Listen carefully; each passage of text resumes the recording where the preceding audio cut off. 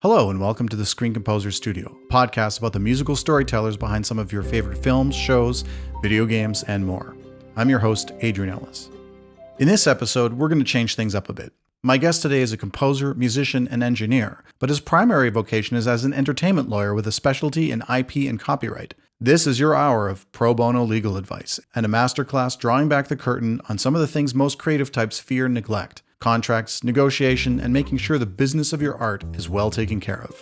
Like many kids of Chinese-Canadian immigrants, Jeff was urged to go into a pragmatic field of study. While he did follow his musical passions, he also studied business and law and was called to the bar at the early age of 23. He also worked in various capacities on projects for Warner, Universal, CBC, and many others, and most notably engineered mixes for some of Vivendi Universal's most successful video games, The Hulk, Dark Angel, and the Simpsons Hit and Run. A tough life of 20-hour days left little time for much else, so he turned to entertainment law as a means to support his family and lead a more balanced life. A member of the Law Society of British Columbia and the State Bar of California, he has represented Grammy-winning artists and negotiated with the likes of Virgin, BMG, Disney, Sony, and Warner Chappel. Spends the bulk of his career as a legal professional, he now balances it with a growing scoring career. In this chat, Jeff reveals the specific language and approaches he uses to respond to some of the most common problem clauses found in composer contracts, red flags and other things to watch for, dealing with fear and anxiety around conflict, and the concept of leverage in negotiations, including the biggest lever of power a creative person can have. Jeff dispels some myths and notes that getting a professional to help you avoid serious missteps can be less costly than you might think. If you like what you hear, please consider giving us a rating and sharing the episode with your friends and followers. It really helps us grow and share the stories of these amazing creators. And now please enjoy this deep dive with Jeff Young. Jeff, thanks so much for being here. My pleasure. So this is going to be kind of a unique situation, and I'm glad about that we're doing this because I think it's going to be really valuable for the audience, and I think they're going to get a lot out of it. And for me, it's nice because I just get to engage my curiosity. I don't have to do an insane amount of research because I just sort of get to ask questions according to what I wonder about as well.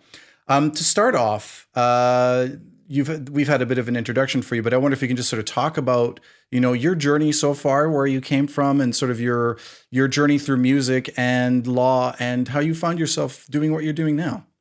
Yeah, actually, what was interesting about this was that when I was, about 5 or 6 years old, I started just really enjoying music. And I discovered that when I was about in my early teens, after, doing the things that we normally do back in the days before anything digital showed up, was that you would enjoy buying records. And I love buying records. And in fact, I still remember when I discovered that, wow, cassette tapes weren't the best sounding thing.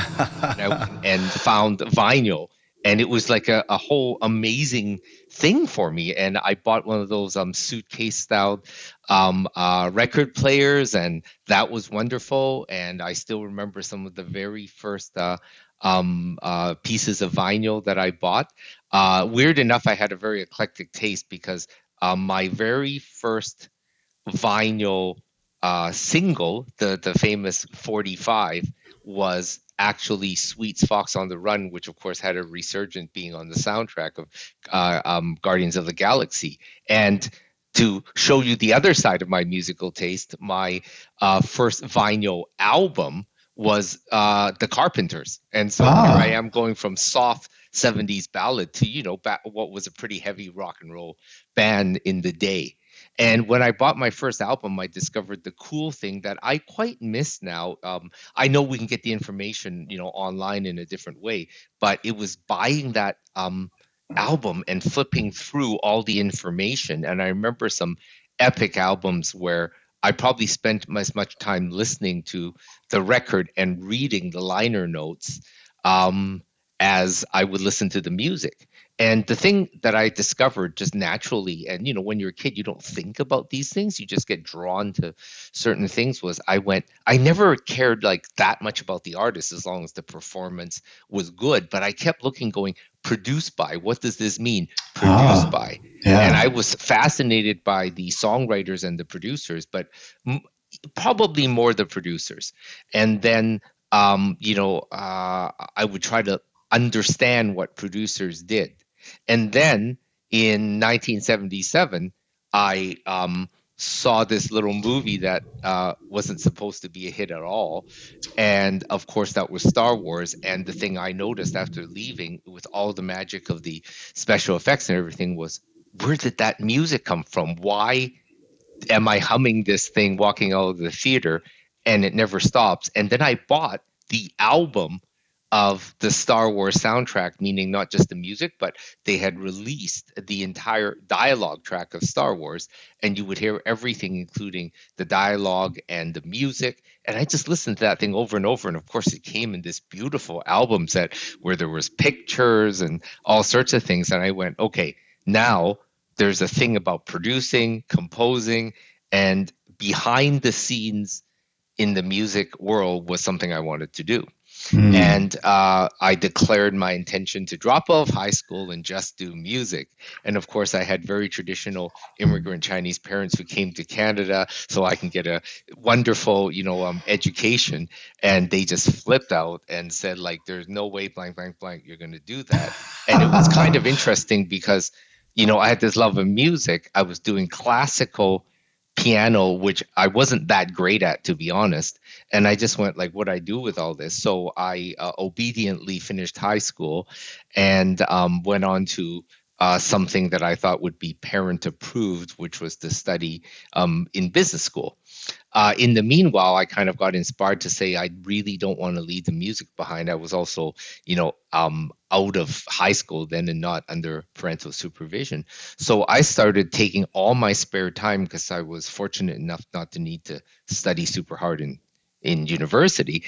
And I went and studied with jazz teachers, and all of a sudden things started to work. I remember how I used to go to classical music lessons and then not read the music very well, but then find some way to listen to the piece and mimic it all week to please my piano teacher. Did you ever get called out for it? Oh, absolutely, because I would get an arrangement that was like way more advanced than actually what was the simplified Royal Conservatory piano. And she would go, you're just doing this by ear. And of course, somehow that was viewed as bad. Right. Whereas right now, if my daughter did it that way, I would go like ear training. I'm really proud of her. Yeah. Anyway, so jazz taught me that, hey, I could let go and do my own thing. And that tied in very well with a kid that wanted to compose and write songs and do everything. And I actually finished those lessons believing I had a shot at understanding production. What had happened was then I suddenly got a letter because I sort of applied and they let me into law school early. So now I have this weird situation where I don't even have a first degree. They just let me in early. And it was an opportunity, and everyone in my community goes like, you got into law school early? Like, take it. So that's the beginning of how I wound up in love with music, but had this other professional option that most people considered to be, very special. So I got in. Did you feel an affinity for that study? Did you have an interest in it? Was there any part of you that was kind of like, this is going to be good? Well, when I walked into law school, my goal was to get the parental duties over with. I really was going to dive into music full on. The weird part was I do have that side of me that likes the study of law and the intellectual challenge. So I went ahead and finished it. And at the age of 23, I ended up called to the bar and getting my articling at a major downtown firm. The super irony of that is that's the firm that now my daughter, who's a paralegal, is now working at. So there's just an interesting sort of karma to that, and it's kind of interesting. And believe it or not, some of the lawyers that I thought were senior back then are still with the firm and going strong. So I'm going, please say hi to Mr. So-and-so, who's probably, 75 and, carrying on doing what they've been doing all these years. Amazing. And so I wound up carrying on. And the big shock in my life was that I started practicing mainstream law in the worlds of corporate real estate and absolutely despised it. And really was a very sad professional for many years of my life. But by then I had been in a relationship, got married, and we had that lovely daughter who I spoke of. And so I kind of didn't feel like taking off and taking my chances in the music industry was a smart thing for the family. But at one point, I managed to actually take a case and win a very significant settlement at Supreme Court of Canada in a mainstream legal area, and I got a reasonably serious bonus from the firm.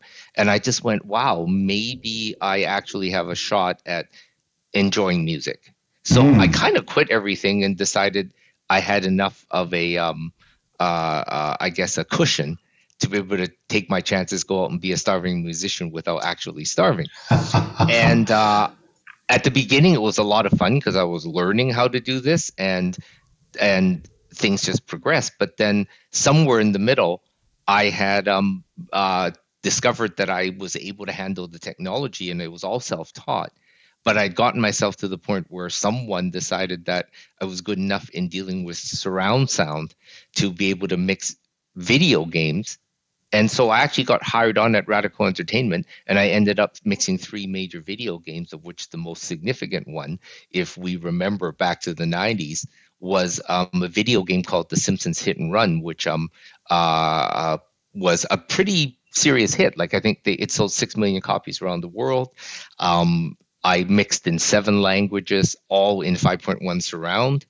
And a small anecdote, last year, I finally was in a chat room where Matt Groening, who created The Simpsons, was part of that as the guest speaker. And when they got to the Q&A, there was a moment of dead silence, and I wasn't going to bring it up, but I sort of went, hey, hi, I'm Matt. I'm the guy who mixed your video game. And he just lit up and said, hey, I remember that game. I was up in Vancouver, blah, blah, blah. We did this. And wow, thank you for your work. And we ended up in that room chatting for about 5 minutes over this video game that he absolutely loved. Oh, that's and great. It was like a major moment. I still have like a screenshot of me and Matt Groening talking about the video game. So that's a small little, professional moment that you just sort of groove on. Oh, yeah, absolutely. But yeah, so I did that. And the thing about having mixed major video games and working in a major, video game studio is the work hours aren't any different for a guy who happens to have a law degree. Nobody cared. I was the mix engineer. And for about a year, I think I was working 6 days a week and coming home at 6 in the morning from studios. That was just the way it worked out. And I was trying to keep the family going. And I remember one distinct moment where I was, and this is a very significant moment, I was actually coming home, brushing my teeth in the bathroom, and my then partner, the mom of my daughter and my ex-wife, was saying to me, hey, we could work this out between us, whatever you want, but you've got a daughter that hasn't seen you for a year. We really need to deal with that. And I remember that really hit me hard. Yeah. And I had about 2 weeks left to finish all my work on Hit and Run.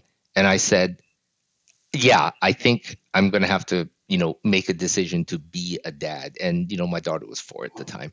And I just said, this is lovely. I've got these beautiful credits. I've really learned how to push all the buttons on the digital mix board, and I know what I'm doing, and this game's selling, and it passed QC, all those things that says I know what I'm doing. So what do I really want out of life? And I made a weird decision to say, I'll just endure not liking my work life like a lot of people so that I could be a good dad. The weird part is by then all the corporate people went, I think you left us, not sure you are really that reliable. But I had been in the games industry, worked with, music and sound. And I discovered that if I really ramped up my knowledge in music law and, entertainment law, that the people that I was already good friends with were happy to give me the work. And back in the early 90s in Vancouver, there was even less people doing this because the industry hadn't boomed yet, and I had a ready-made group of friends that were willing to give me a chance. So at that point, I wound up meeting one of my good friends who is now a CEO of a TV network, but then he was an entertainment lawyer, and we worked on great shows like, this might actually bring back some memories if we're at the right age, but Breaker High, the Addams Family TV show and the Teenage Mutant Ninja Turtles TV show. Oh, yeah, wow. And we worked on all of that, which for two guys in Vancouver was a heck of an entertainment practice. Then we wound up doing work for the Fox Family Channel, and it just sort of took off. And by then, the industry had matured a little bit, and we were seeing tax credits. And I ended up just being an entertainment lawyer. And during that time, I also had the pleasure of representing some music artists who have gone on to represent Grammys, Junos, and become famous. In essence, I'm being diplomatic because I don't want to name drop them when I'm a lawyer and I shouldn't be talking about clients. But the most significant thing that happened to me was after all of that, I ended up being asked to be one of the entertainment lawyers, and there was only two of us for the entire 2010 Winter Olympic Games, and I ended up handling virtually every major music act in the world. I ended up supervising music for the basically the main games. I did the Whistler's Meadows Plaza entertainment work. I did all of the Cultural Olympiad, which was 600 events in 60 days that I had to supervise all the legals for. And I was given the entire portfolio for the Paralympics and worked with all of the legal side of music supervision and licensing and all the rest of that. And so after that, I ended up realizing that there was a big world out there, qualified to be a lawyer in California. So I'm a member of the California bar, had every intention of going down to Hollywood and doing even more. And then the Actors Union out here hired me to be their chief negotiator. And so all of that ended up where it kind of all calmed down. I went, okay, I think I just want to step back into just being a private practitioner. All the people I'd worked with are still contacts and clients. And that's kind of where I got to today, because I did want more time to go back to music. And in the last decade, I've had a balance where I've, been able to represent a lot of entertainment clients, earned as a lawyer, earned a gold record on the wall, which is kind of like a childhood, moment of excitement. Wow, I've worked on just a number of very significant deals and enjoyed a lot of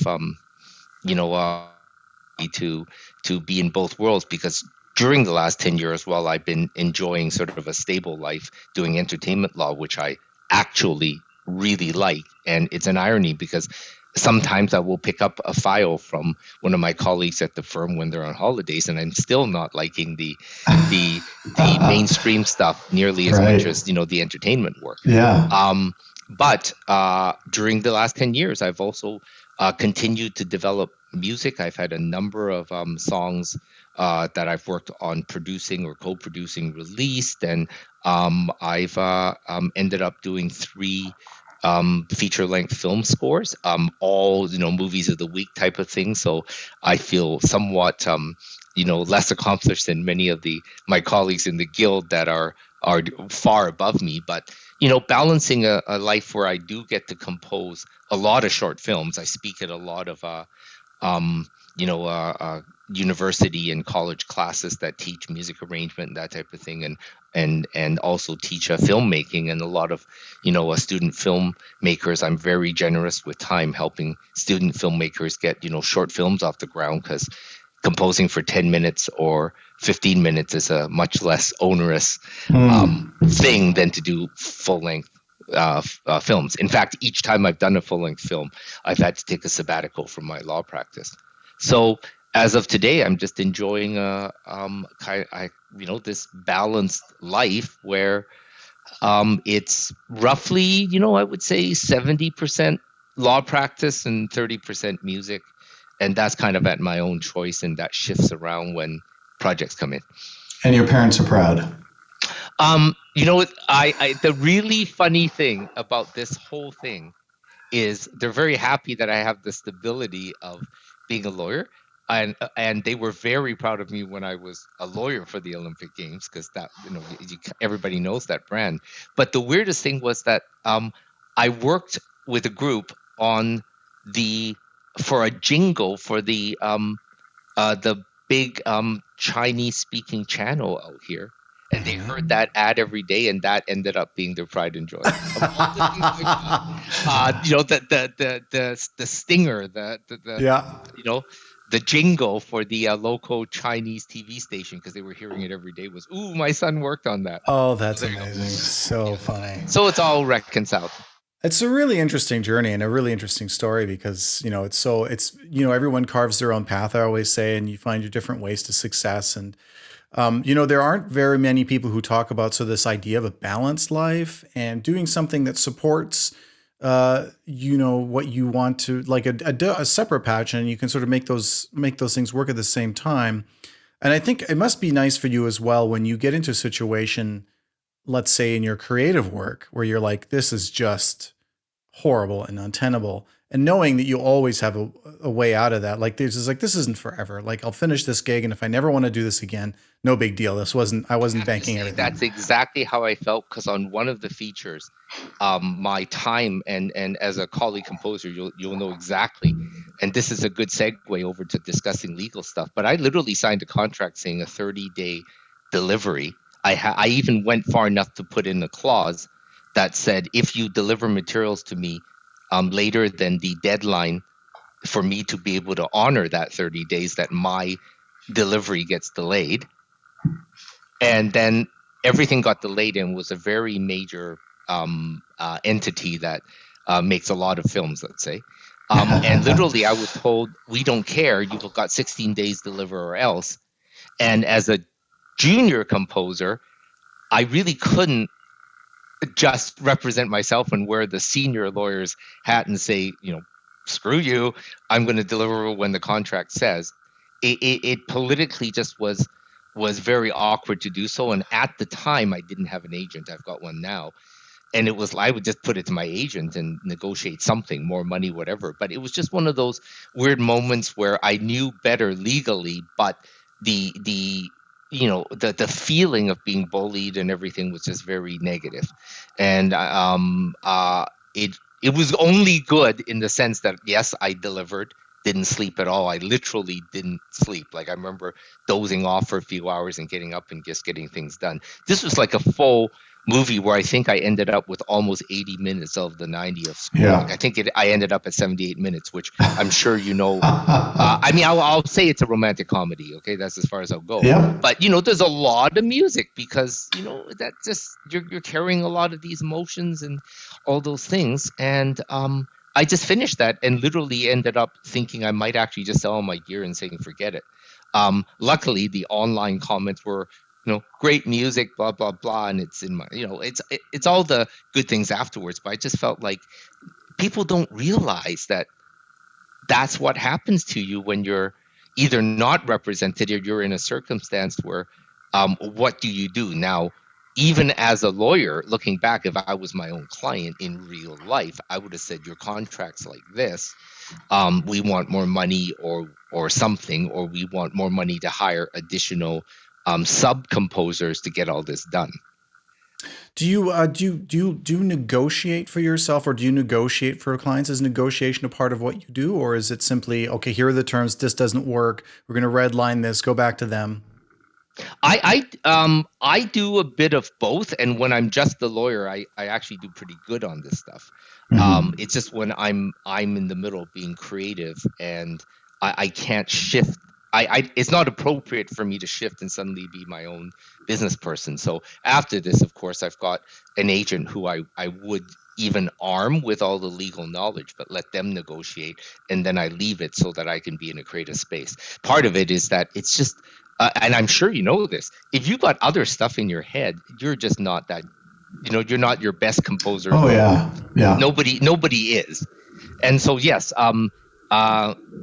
examples of things that I would, negotiate, or at least look for, are things that we take for granted because it involves legalese that can really get you in trouble. So, for example, in this one contract, it says, I'm responsible for any and all music, lyrics, and arrangement composed or written by the composer here under, and my fee involves all of these things, including all performances of the score, all original sound recordings, etc. And I read that and went, wow, they could ask for like a full orchestral score for what really is a movie of the week on my computer. Yeah. And so this was the clause I added. And then I wrote, except that the score, defined term, shall not include any standalone thematic songs with distinct melody and lyrics similar in nature to songs like, and then I named, similar movies like My Heart Will Go On, Where Are You Christmas, and said, and if the producers require an original song defined, the parties agreed to negotiate in good faith respecting the terms of such requirement, and the composer retains the right to keep all publishing rights to the song. One of my personal things is I will never give away publishing, even though I have done on the score, to any original songs without a record deal basically on the song. I just have, that's one of my a very strong brick walls, or lines in the sand, as it were. So if they want a song from you, they have to agree to allow you to keep the publishing on that, or pay for the full freight. Like Disney will pay like for the entire remake of Life is a Highway for Cars. Yay, I'll do that deal. Yeah. But I'm not going to just give away a fully produced song, which is, the production effort is so different than doing underscore. Yeah. And I just can't do that. And so I really would rather lose the gig if it's a typical independent film gig than to start writing, a song soundtrack and giving away the publishing. How does one, not being a lawyer, if you're not able to retain someone for whatever reason, just in terms of the mental process, or like how you approach something like that? Like you sort of looked at this one clause and you didn't just read the words that were there and go, oh, okay, that makes sense that I'm responsible for stuff. You read sort of between the lines or extrapolated to some other potential future situation that could put you in a compromised position and potentially be like financially significantly burdensome. What do you have a sort of framework for how people think about when they're looking at something? Here's what you want to be watching for. Yeah, I mean, I don't want to come across as, an interview one time I saw where Wayne Gretzky was being interviewed, and so like, what do you do here? And he goes, I just shoot the puck at the net. And okay, that was helpful, but totally not. But I will say that after doing law for 30 years, these things come very naturally to me. I just see it. It's an experience. So my honest answer is that either get an agent who understands how to read contracts, and not just like, a lot of people get excited getting agents that sell the service, but many agents don't always understand how to read the contracts. Mm-hmm. So you either have to have an agency that does both, or take a chance, at least develop a relationship with someone who has legal experience and work with them. Because, for example, people that I know, if they're doing small budget things, we also have much younger lawyers in our firm that are less than half of my billable rate. And I don't have a problem having them bill out, and I often provide a lot of supervision internally without them having to get a bill from me directly. Yeah. And it's just part of firm building. So I'm not sure that, much like if I said to one of my lawyer colleagues who didn't have a background in music, hey, just kind of create something in Dorian mode. Well, they don't know what I'm talking about. Yeah. And musicians shouldn't be required to figure out all these things on their own. Right. And everything that I'm talking about in this contract, I'm going to give you a couple of other examples of my own contract. Yeah. And the things I dug out, I would have been able to do for under an hour for a client for sure, including drafting all the suggested words and giving comments. And so another one, this is a big one, cost. This one is kind of scary. The original clause said, composer shall be responsible for all costs in connection with the creation of the music and the materials, which is, all the stuff around it, like, if we had tape or whatever, but including without limitation, listen to this, recording costs, any payments to third parties which may be necessary to permit the producer to exercise the rights granted, including without limitation payment to all musicians, vocalists, arrangers, orchestrators, copyists, engineers, and studios. So you're paying for the whole shot. Now, if that was for a big movie like a Marvel movie, yeah, go for it, because I'm sure that the fee is at least six figures, if not more. And so, Yeah. yes, it should include all those things. But they use So the template, and this was prepared by the contract administrator with that film, not even a lawyer. Right.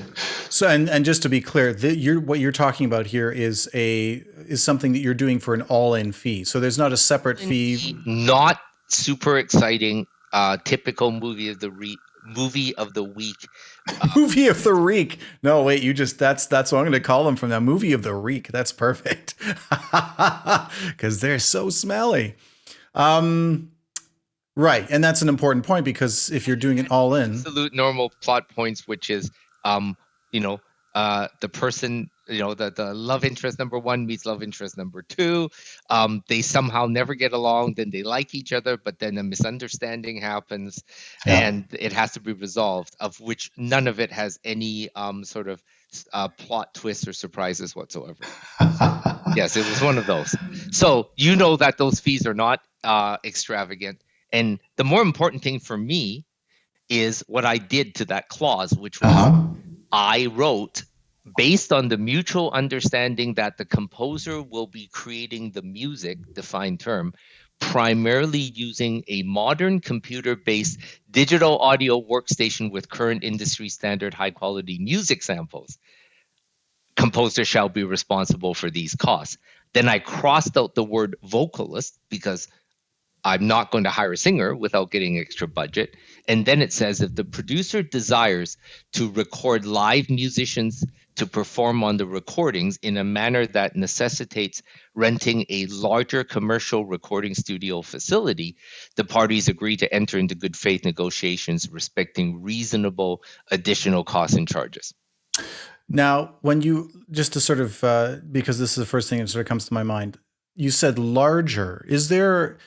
Could there be a trick where they go, oh, that's fine, Jeff, and now that we're doing the film, just record the vocalist in your home. It's fine. Don't worry about it. Then I crossed out vocalist, so they also... Oh, right. They don't have the vocalist. We'll record the first. They don't get... And you didn't promise musicians either, right? Like there's no live musicians in there. Oh, well, look, if they want... Yeah, I didn't promise live musicians, and specifically said it's in a manner that... additional charges, so they can say, right, we don't want the larger studio, but we want a live violinist. Great. Yeah. So basically, you're putting even want scale for the violinist and not ask for more time for me if it's only one part. Right. Especially if I'm composing the actual line, but all you hear is the violinist. Instead of my samples, I would say that would be an example where we invite my colleague to come in, and for the 3 hours, really for the line, which anybody I hire would be able to do in probably about 20 minutes after setup. Yeah, I'll include that, and I'll be reasonable with that. But then if you start ramping it up to string quartets, and you want a horn player to overlay parts, many parts one over the other, then I'm going to hit a point where I'm going, okay, you know what? I need a per hour fee for my engineering services. This is, as we were talking about in a previous conversation, we are dealing with performances, not composing.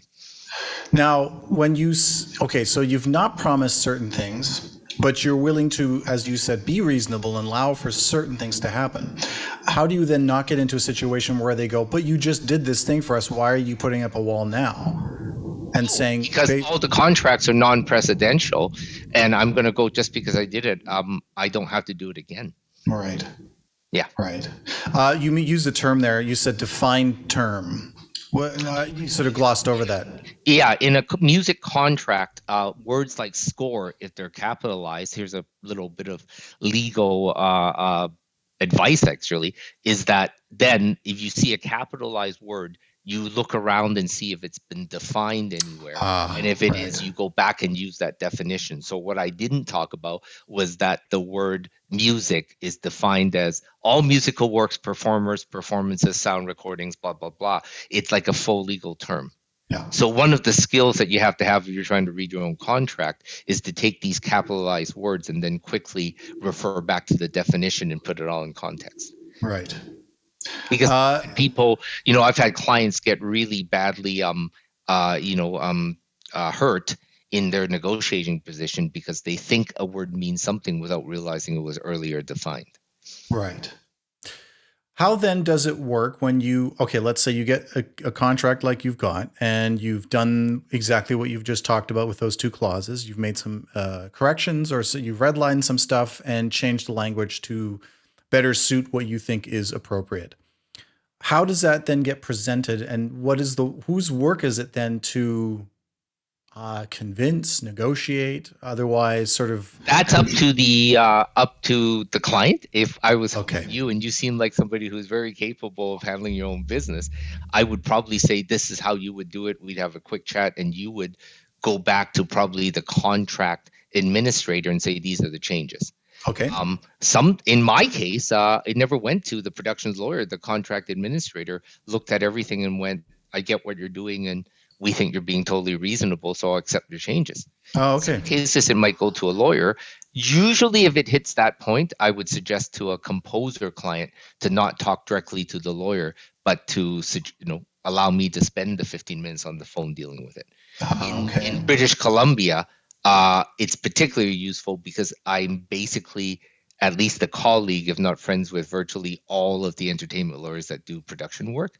And so, for example, where my daughter works, the woman that used to be her boss in the entertainment department, that was a very friendly call if I was on the other side. And often I'd be weirdly taking the call with my own daughter first and going, "This is what I'm looking for," and right. I already know what I'm thinking. And she goes, "Okay, I'm going to clear it with my boss, and she'll get back to you." And sometimes she would get back and says, "Yeah, your daughter told me what you were thinking, and the only words I don't like are this. How do you feel about tweaking this word back to this?" And it's very short time. Like, we're talking certainly under an hour of my time, and maybe even under half an hour. And I would suggest that that's worth it to people who want their business done right. And if we go through a couple of these, you learn to ask for these clauses on your own. Right. Earlier on, when we started talking, you mentioned the situation that you were in, where you did not feel that it was neither appropriate nor did you have the leverage to ask for more time or more money on this gig. I feel, my sense is that a lot of, especially emerging composers or maybe even mid-career composers, approach the idea of contract building, deal making, and negotiation with a certain amount of trepidation, because it always feels like you're working up to conflict. You're going to redline something or have a problem with a clause, or you're going to want something put into a contract, or you're not really happy with the deal, but you feel overwhelmingly like you just want to take it because you don't want to deal with conflict. What do you say to that as a position or perspective, and how do you combat that? My very real perspective, and some of the listeners might roll their eyes at me saying this because I'm a lawyer and a composer, but one of my mentors told me a long time ago, and this is somebody who is absolutely in the top 5 of maybe in top 3 of songwriters in Canada ever. And so he was kind enough to go to one of my music law classes at full-on law school and do guest lectures, and it was one of the greatest favors he could have done for my reputation as a university teacher. But one of the stories was that a equally very famous artist that accepted one of his co-writes said basically that bluntly that they wanted to share the co-writing credit, and they'll contribute, they'll add like a third verse or make lines, but they needed to have those changes in order for the song to show up on the album. Everybody knew what the implication was, and unlike people just putting their name on, they genuinely did some work in changing the words. Yeah. Was it necessary? I don't know. And he publicly said to my class, that deal opened the door for the rest of my career, and for that one deal I paid the ransom, and I'll never have to do it again, nor will I ever need to do it again. And I thought, interesting. And I think as a person who's practiced law for 30 years and did a whole bunch of other things in life, including some businesses that both succeeded and failed, you really have to be honest in your business life and say, what leverage do I have? What negotiating power? In this case, my assessment was get this delivered so that I could say I delivered one of these. And I did have the luxury of going, if I never want to work for this company again or vice versa, I really am going to get up every day and still be able to go on vacations, and nothing's going to happen to the equity in my home. And so that was my choice. And it was a business choice looking at everything that was involved. If it's a composer who has no negotiating option really other than to burn bridges, I have advised clients going, you may have to, you may just have to live with this one, learn something from it, but also pre-negotiate so it doesn't happen again, Right. or create a circumstance where you conduct yourself in a way that leads up to this, such as on the very first day that delivery of materials didn't come to you, you send an email right away and warn the client, hey, I got this, but it's not the final cut. Next day or 2 days later, hey, thank you for sending the new one, but you didn't separate the temp track on channel 1 and the dialogue on channel 2, so I can't split things out and begin my work. And each time end with a sentence that says, I remind that there's a deadline here and I'm really concerned, genuine, that I might miss your deadline. And then if you have 6 emails doing that, it softens the blow a lot. And I have no problems encouraging clients to be bold that way, because you're not threatening to break the contract. You're just documenting something that's caving in on you. And I would do the same thing now, but again, it was one of those situations where, I'm a junior composer in the world of composing, and I just happened to know that I had legal rights, and I made a choice. At the end, I completely got paid. Delivery was accepted. I managed to get enough sleep after it all, and got a lovely credit. I just wouldn't do it again, though. I would literally go, do I have enough time? Is it worth it?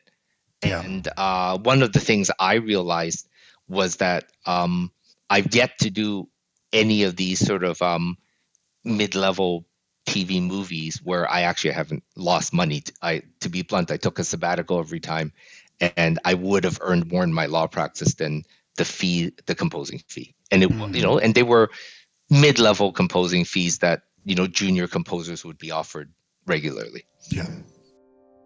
This podcast is brought to you by the Screen Composers Guild of Canada, whose mission includes promoting the music, status, and rights of film, television, and media composers in Canada. Special thanks to the SOCAN Foundation for financial support. For more information on the SCGC, please visit screencomposers.ca and follow us online at Screen Composers. We'd love to hear from you, so drop us a line at tscs@screencomposers.ca. And now, back to our show.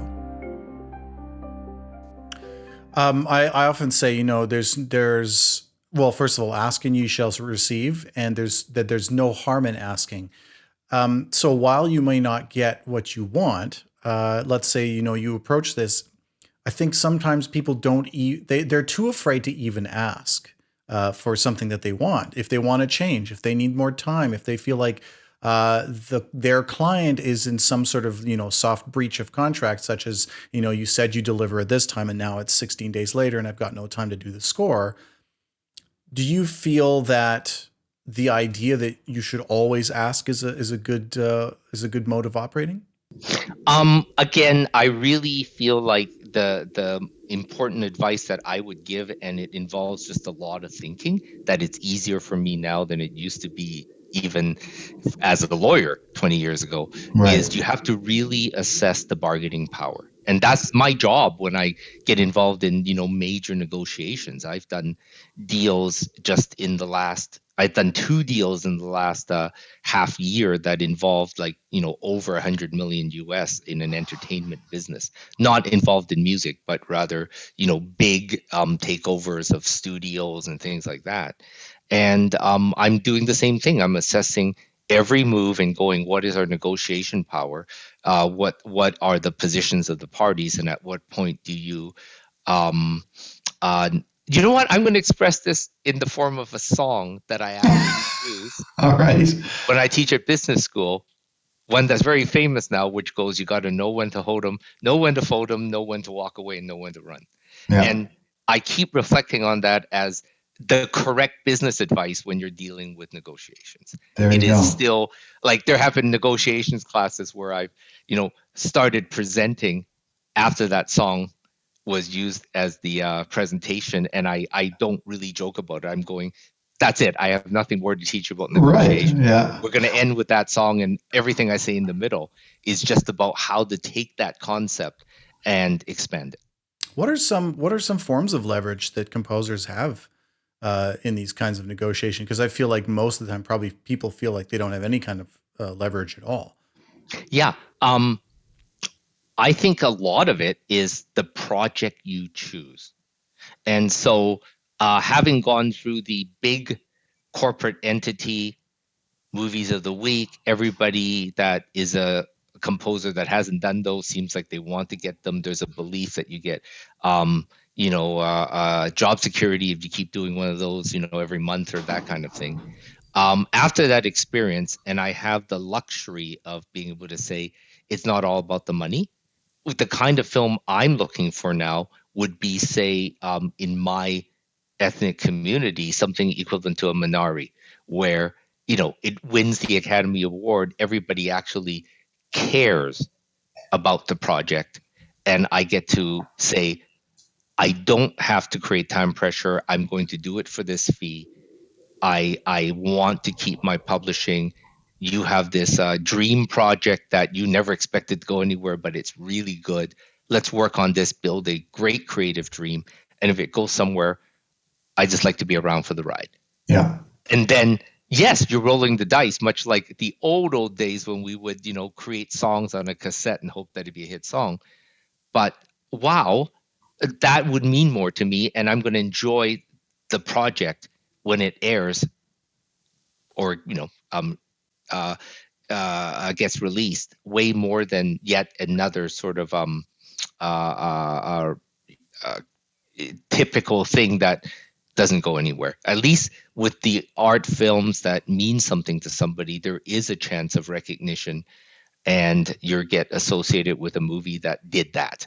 Yeah. That's what I'm looking for. That's why I'm doing so many short films now, and I'm enjoying them because I just asked the student filmmaker going, just give me an honorarium, doesn't matter what it is. I keep all the music, so I'm building my catalog, and some of these could turn into something really special. Great example, Disney just released Turning Red.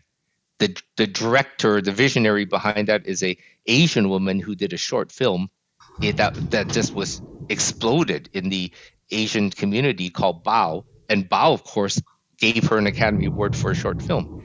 So she went from that to that. If I had the opportunity to work with somebody for a short animated film that was a Bao, then at least my 10-minute score would be associated with a award-winning movie. And now I've built a relationship with somebody who's got like a fully funded Disney feature. That's way more exciting as a hopeful career path than doing a string of stock type product.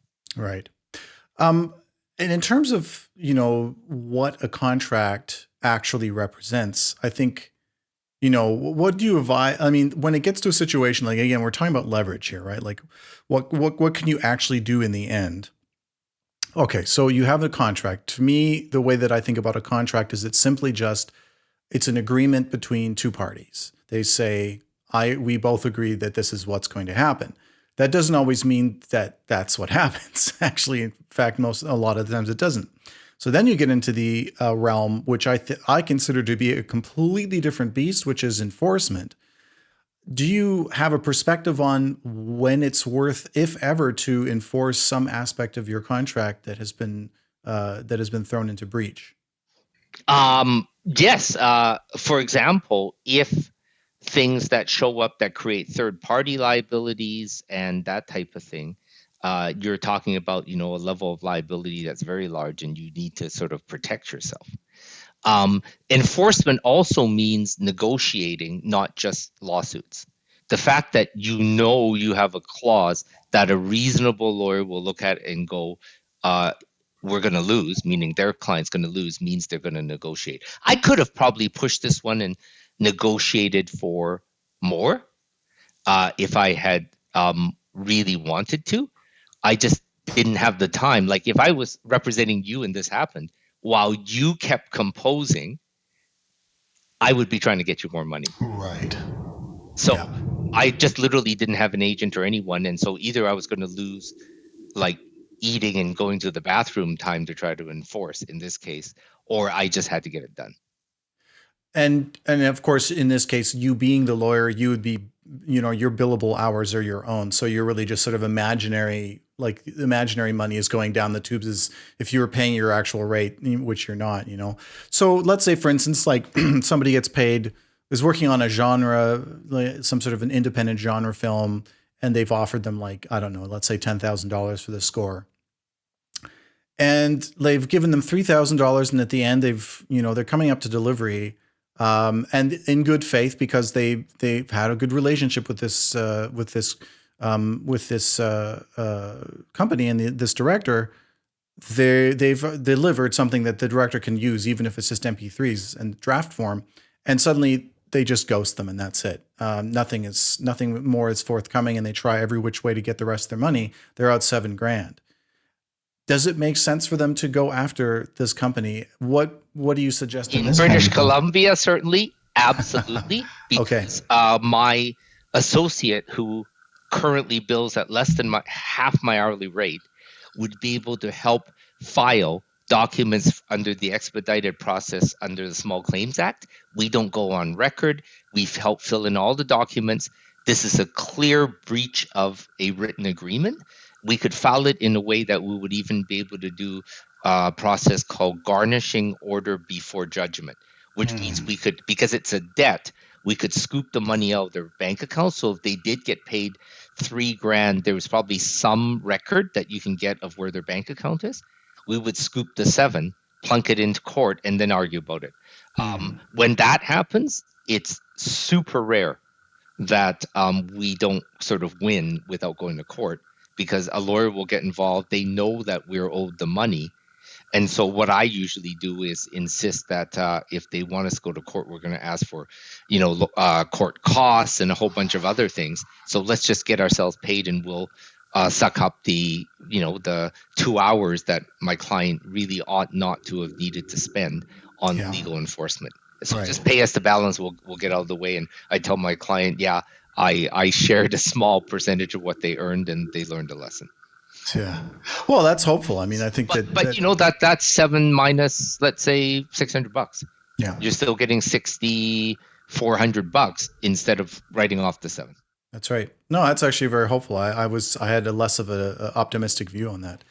Did you have any other cautionary clauses to share with us? I do have one more. This one's I think this is the one that everybody should insist on, because when you sign this form, the one thing we know is that the film company owns everything, including your music, particularly if they take publishing rights with it. So there's no guarantee that you get to use any of it for your demo reel, and particularly the visuals. You never created any of that. So this is the clause. Producer grants to the composer a license to use reasonable excerpts from the final cut of the picture for the sole purpose of self-promotion and incorporation into the composer's demo reel. Very basic, and that actually leads to a very interesting story that I personally encountered on YouTube. I actually took my film and put it all together and used it in my demo reel, used reasonable excerpts. And YouTube actually flagged it and says, you're using film footage from big companies' catalog, and we're going to strike you with a copyright claim.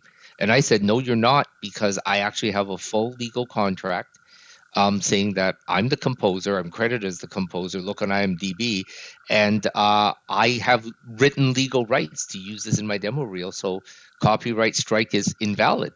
and I sent them copies of the relevant portions, and it only took 2 days, and they came back and go, "You're right.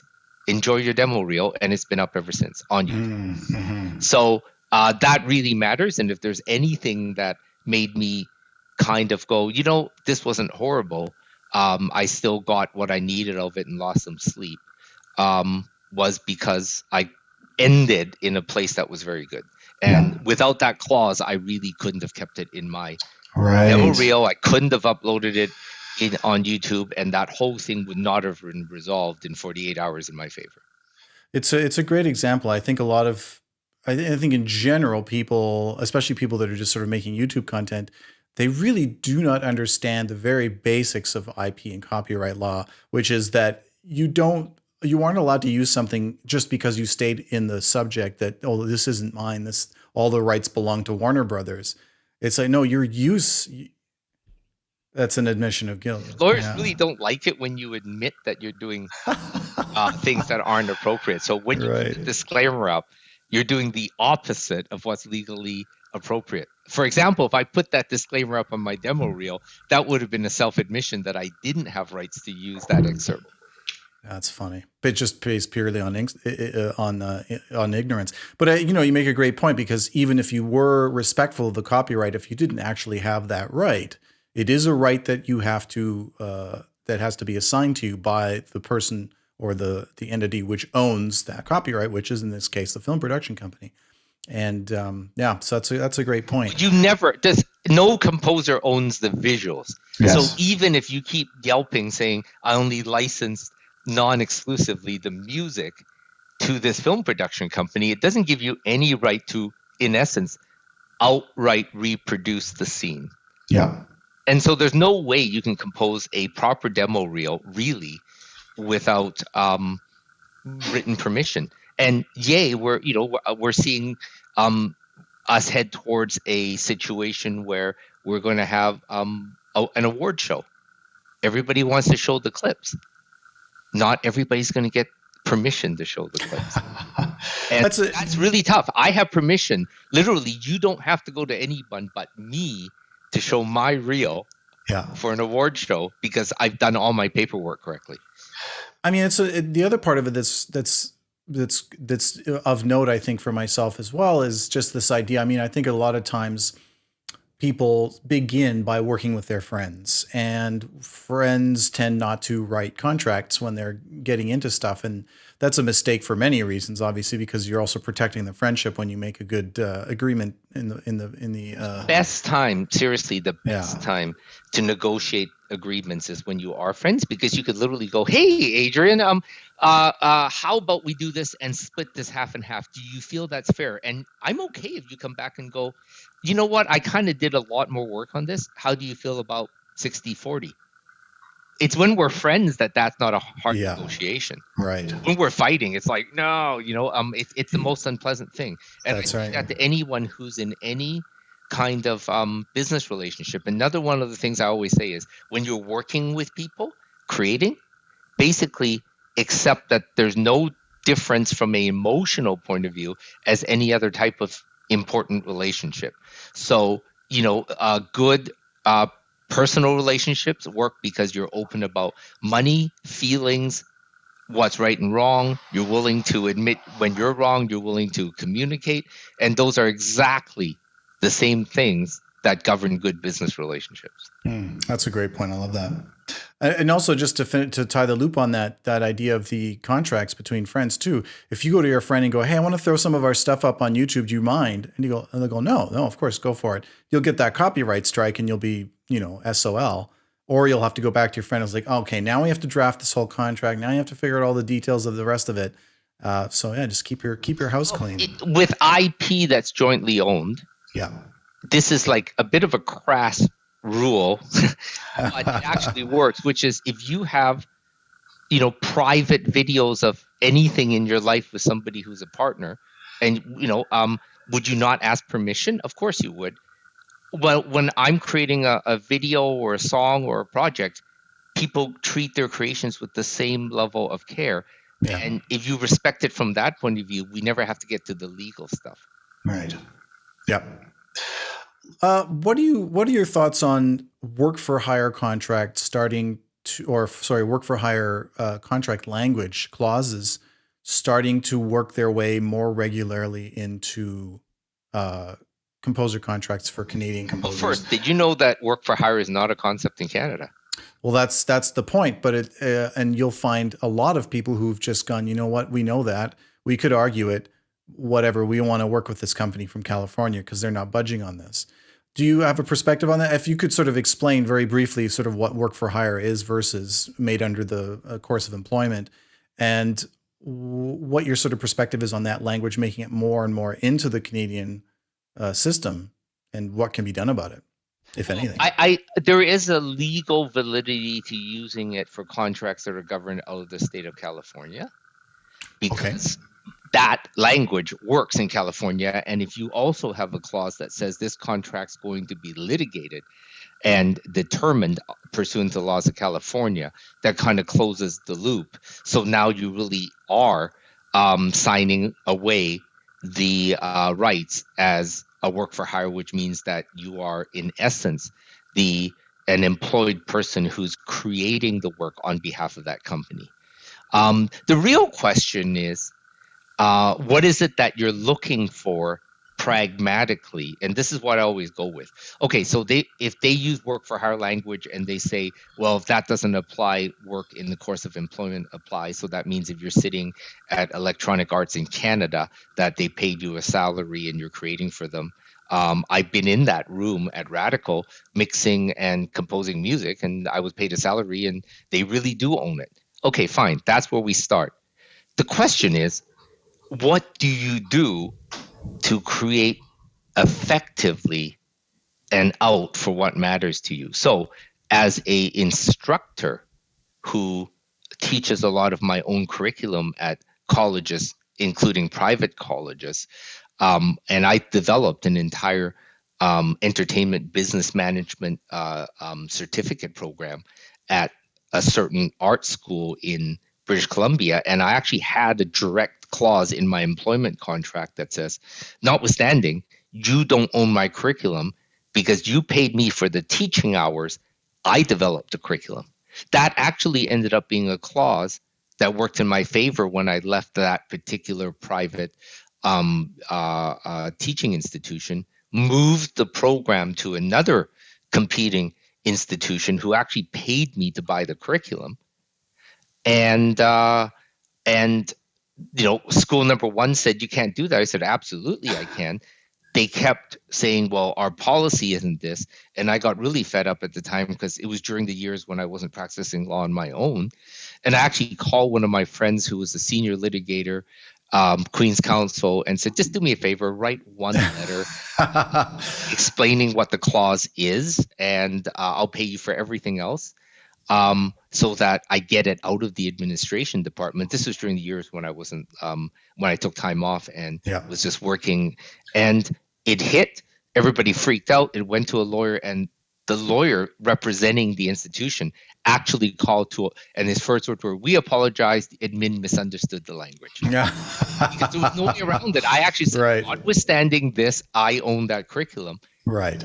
And they just didn't want to countersuit at that point. They were dead wrong. And so then I successfully sold the curriculum to the other competing school. I ran the program for a couple of years and ended up using the purchase to put a down payment on the property that was my studio for years before I wound up here.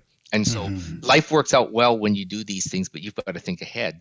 And in this situation, I really did think ahead and said, you can fix this, but you have to look outside the box to find ways to fix it. I mean, I understand certain cases where it just sort of makes sense. Like let's say Disney's calling from California and they've got work for hire. You're likely getting paid enough, and the opportunity is so great that you really don't want to mess around with that particular language necessarily or push that button. Where I've seen it, but I could do this if that showed up, and even my own little contract was an example of that because the company that hired me was quite big. I literally said, okay, do you want any songs? No. great. We're going to exclude those songs so nobody's misinterpreting that when you want the songs, because that's happened to me, that's already off the table because your fee was never planned to. So instead of changing the work for hire language, I excluded songs. Got it. And I added, sorry, I just want to say, and I added the right to use it for my demo reel, and I excluded soundtracks, like audio only soundtrack albums. Right. Those are all things you can do despite work for hire language. Right. Sorry, go ahead. I was just going to say, I've seen it creep into, boilerplate template kind of contracts from, for smaller things, independent films or short films, even from the States that I've done, where they clearly don't know what they're asking for. And I said, look, there's no way that for this nominal fee that you're paying me to compose for your film that I'm willing to give you all the copyright, sign away everything. And if I wasn't careful, if I didn't, ask for my writer's share back, you would even own that. So, and in that case, I've just sort of gotten them to strike the language entirely. So it's just one of those interesting points. I think it's like, as you said, it's about the leverage, it's about the situation, and then sort of determining what's worth it and where it makes sense to, push and where it makes sense not to. Yeah. And if you didn't do that, or if you did, but you didn't want to negotiate, that's again where our involvement is sometimes useful just for that half hour. Yeah. Because I agree with you. You found those things and all you say is, look, who's your lawyer on this? Because I think there's a bunch of technical stuff that I don't want to have a fight with you on. Yeah. And you elevate it to the lawyers. And because I'm also a member of the bar in California, the people I talk to down there are my colleagues. They can't ignore me as the guy from the smaller jurisdiction. And so I'll just say, like, are you really, like, for 10 grand, are you really asking for publishing? And wow, you're even asking for writer's share? Like, do you mean that? Because, they're going to be entertainment lawyers behind these things, and they know. And I've never had a lawyer, when I present that way, kind of fight for it and go, no, let me talk to my client. It always comes back, yeah, we'll take publishing, but we're leaving writer's share alone. And then we kind of decide how far we want to go. Right. But I've never had somebody aggressively say, no, we mean it. We want writer's share. And one of the things that I learned a long time ago, and it's one of the hardest things to do when you're in this industry. And so there's part 1 and part 2. And part 1 is something I learned. Part 2 is my reaction to it, which is the most powerful negotiation tool you could ever have in all of the entire entertainment industry as we know it is the willingness to say no. That's it. That's the most amazing thing I'd ever heard after I took a lot of time to think about it. And I have a story that made me cry the first time I heard this. But early on, Dolly Parton was presented with an opportunity for I Will Always Love You to be covered. But they wanted to have the publishing for it. She said no. You know who she said no to? Elvis Presley. Oh, wow. Like, I literally went, holy crap. And in the article, she actually said, I cried for 2 days, but it wasn't going to happen. And I just thought, like, there's no bigger story to me than that about doing the right thing and saying no. Right. Like, Elvis, at the time that Elvis was Elvis, offered to cover the song. How many of us do you think could do what she did? Yeah, no kidding. Well, she got Whitney in the end, so that's a pretty good. That's a pretty good prize. That's now makes that story even more amazing. Is that she held on? And to think that song held on and did better than if Elvis covered it is so, so amazing. Always create a situation where you're not forced to say yes when you'd rather say no. Of course, yeah. And that's one of the toughest things. And that's one of the interesting things for me about your story is that you put yourself in a position where you could say no if you wanted to. You could walk away. There was no, you're not depending on writing and being a composer going forward. Sadly, it's a very fear-based industry in a lot of ways.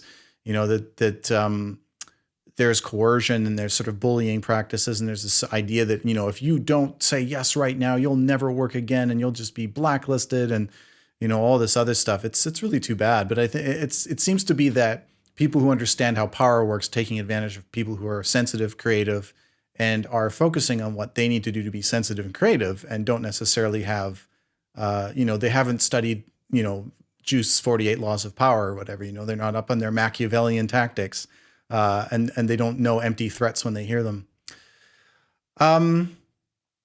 Well, let's cast our eyes forward into the future a little bit. You have an expertise and training in IP law and copyright law and other things. Tell me, like, what's coming down the pipe that's sort of interesting to you, or that you have concerns about, or that you think is sort of going to change things for how we work as creatives? New digital creations such as NFTs from my world is fascinating because you can't reverse these things, right? At least they say you can't. You can't unwind these things. Everything happens automatically. So what happens if one of Sorry, before you go on, just what do you mean by that? You can't unwind them? Like you can't break down an NFT and take things out of it. Right. Yeah. Right? Yeah, it's elemental. Yeah. So what happens if my song showed up embedded in a YouTube video, and then somebody takes that YouTube video and mints it in an NFT, and the NFT sells for $2 million? Yeah. You know, even if it was a physical painting that is so famous, it sits in the Smithsonian, I suppose I could either get damages, or maybe, I don't know, tell somebody that you could white that section out. I don't know. Or if it's sitting, you know, in a real life recording, you could track royalties. But right now I have a song, it's part of a YouTube video. YouTube video goes into the NFT. Now it's somewhere in the world. How are you going to go back and deal with the law that connects to that copyright? Is some judge who may understand music law less than ideally going to tell us that it's the transformative use and we're left out in the cold, even though we created it? Wow. That's scary, right? Yeah. Composer. For sure.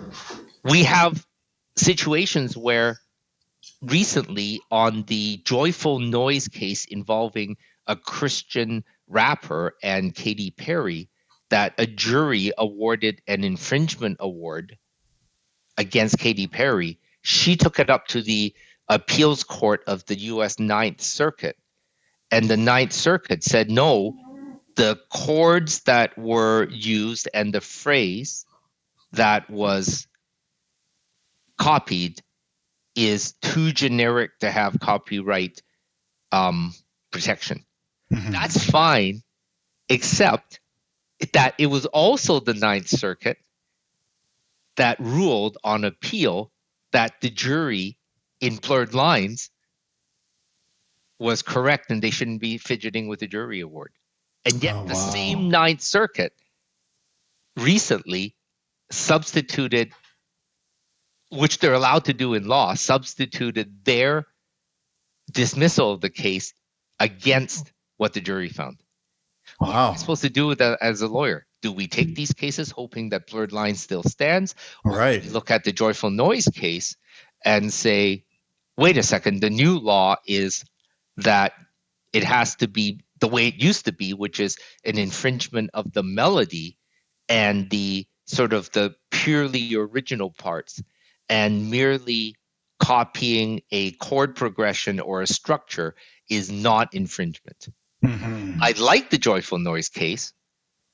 I don't like the Blurred Lines case. And in fact, there's a publication, an article in Canadian Lawyer where I was published as writing about how much I disagree with the Blurred Lines case. Mm.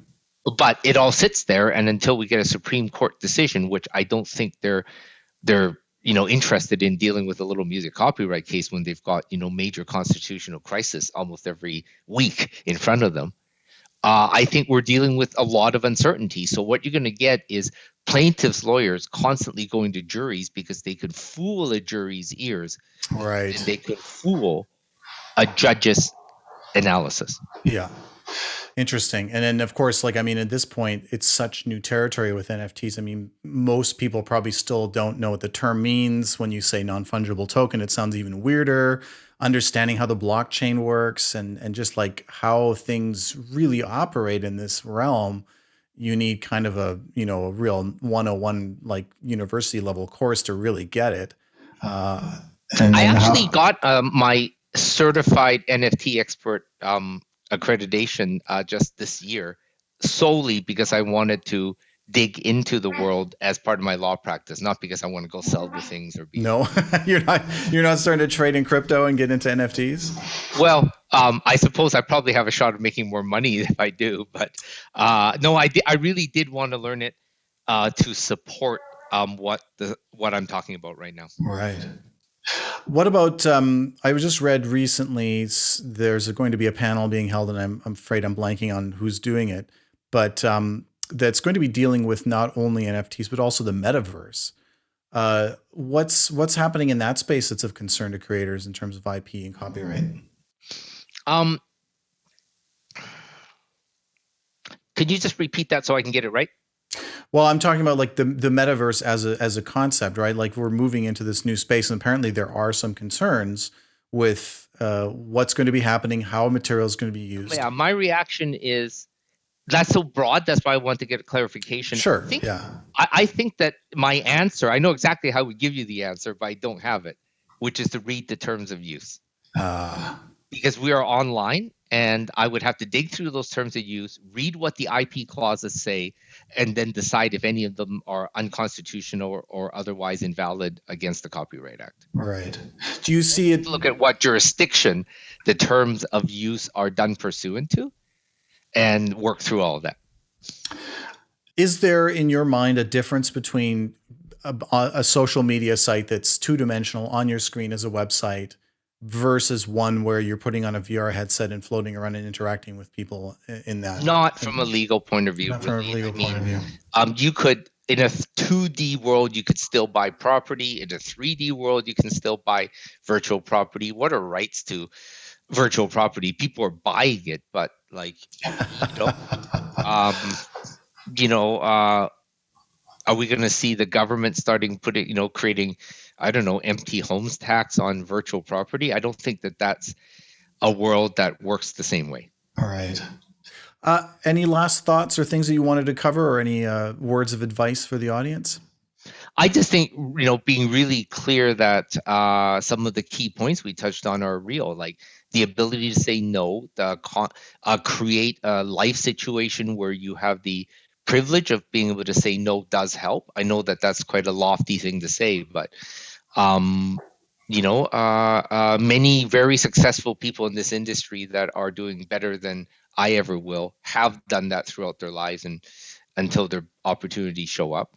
And the other thing is remember why all of us wanted to do this. Like, I have to constantly go, I did this because I was fascinated with the music. I wanted to enjoy the music I create. And there's something about music that gets me excited. And if I get involved in just trying to, and this actually happened to me, if I'm just involved in doing a task because I have to pay the bills, maybe pick the easiest way to do that and be lazy. I literally thought that one night when I was editing dialogue in my 6 out of 7 language for some of those video games. It was like 3 a.m. and I was on Pro Tools just adjusting little snippets of dialogue, and I'm going, is this really that different than me proofreading under a deadline a big giant shopping center lease when I was practicing law in the early days? I'm proofreading every word. I can't make a mistake. I have a deadline, except my hourly rate was like, 8 times higher than what I was doing as an engineer. And I really made a decision at that moment that that kind of audio editing, unconnected to creating music, was no longer interesting because I could make more money feeling the same way as a technical lawyer and have daytime hours, and I can be with my daughter. It was actually a moment for me. And I Yeah. thought, if your music life is turning into that and you're recording music you don't like and you're just trying to pay the bills, it's worth revisiting whether you want to train to do something and still enjoy your music. And I've chatted with people because I've taught in art schools and recording schools. And, I meet people who have made that choice and they have more time to do music they like. Somebody who went and got a job at a bank, somebody who went and got a job as a maitre d' in a nice restaurant, really good tips. And they get up the next day and they spend 10 o'clock until 3 o'clock every day creating music they like. And they go to the restaurant, earn their tips, meet people, have a really decent life. They own a car, they own a place. And they still get to do the music. And once in a while, a song shows up either, I was going to say on the radio, but these days probably on YouTube, and you get satisfaction. That seems like a more balanced life than literally sweating every month, hoping to get hired to play a bass part when most keyboardists will do it with their left hand. Yeah. And that's not a balanced life. And I think we started talking about the fact that maybe one of the things I try to do is have that balance. And I think I've discovered that I actually maybe live it more than I used to think I did. I mean, there's a long tradition. It hasn't sort of, made its, this is a very new thing, I think, in a way, artists making full-time living. It used to be authors, especially. I think Charles Dickens was an example of that. And there are many other poets, especially, who were, employed by a bank or just had a regular day job. But they're still, they've made it into the annals of history in terms of their work, despite that. So it's a great point. Well, Jeff, this has been really fascinating. I'm a kind of a big nerd about negotiation and tactics and all this kind of stuff. This has been a lot of fun for me. I feel like this is a wonderful masterclass and a really nice, specific deep dive into what your sort of top clauses are, things to watch out for, and things to think about, just sort of a framework to approach this kind of stuff. And I really appreciate your perspective on it. Thanks so much for taking the time. It's really valuable, obviously, and for giving us your perspective and wisdom and enormous experience in an area that really affects us all. My pleasure. Thanks. Thanks for listening. If you enjoyed this conversation, you can support us by giving the show a 5-star rating and sharing the episodes and tagging us at Screen Composers. We'd love to hear from you, so drop us a line at tscs@screencomposers.ca. For more information on the SCGC, please visit www.screencomposers.ca and follow us online at Screen Composers. The Screen Composers studio is produced by myself, Adrian Ellis. Editing, graphics, audio, and video post-production by Nick Grimshaw. Special thanks to our managing director, Tanya Dedrick, as well as the SOCAN Foundation for financial support.